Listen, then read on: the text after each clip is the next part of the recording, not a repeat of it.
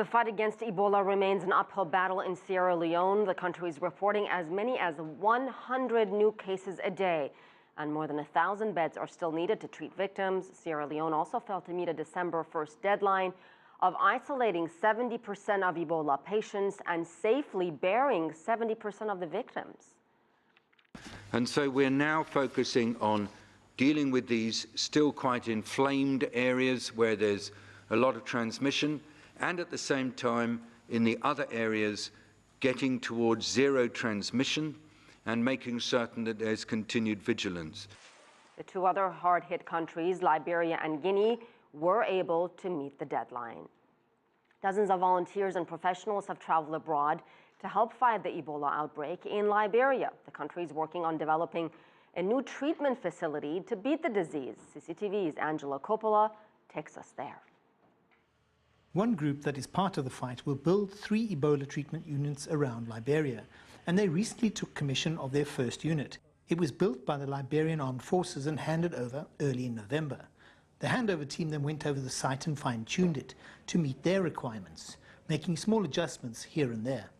The second challenge is about getting our staff, who are all new, into a new and really alien environment. Working in an ETU is a very strange place to be, with lots of small problems that come up. And getting ourselves up to standard where we can declare ourselves to be an ETU meeting international standards in order to treat Ebola. Logistical challenges to set up an Ebola camp or an ETU of this nature are immense. The medical requirements are also huge. The biggest challenge right now is for the past 2 weeks we are receiving pediatric patients. We are mostly below 14 years old, and this causes a lot of difficulty in managing younger patients because it costs a lot of nursing care.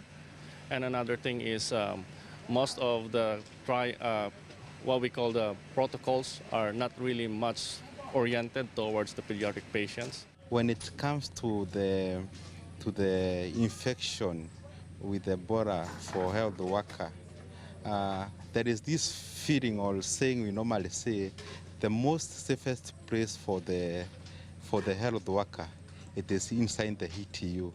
It takes a special kind of person to travel all the way from their home countries to come and spend time in communities that are infected with Ebola. Liberia is really kind of a country that's dear to my heart, and I really enjoy working here. I've been working in Africa for almost 15 years, and I'm glad to be back. And I'm immensely proud of the dynamic team that I work with. Across our foreign national team here, we cover 14 different countries, and we employ something close to 150 Liberian nationals, most of whom come from BOMI. And in a country that's suffered a catastrophic financial event in these last few months, to be putting money back into a community, to giving people some prosperity, albeit a small number, is a really positive thing that we're doing. The ETU here in Tubmanburg is new. It's brand new. It's only had a couple of patients in. It hasn't had a good story to tell, but at least it's here and it's treating patients. We've heard a story just recently in this particular camp of a boy who contracted the virus and then turned negative without any medication. Hopefully this is the sign of the future. I'm Angelo Coppola for CCTV in Tubmanburg in Liberia.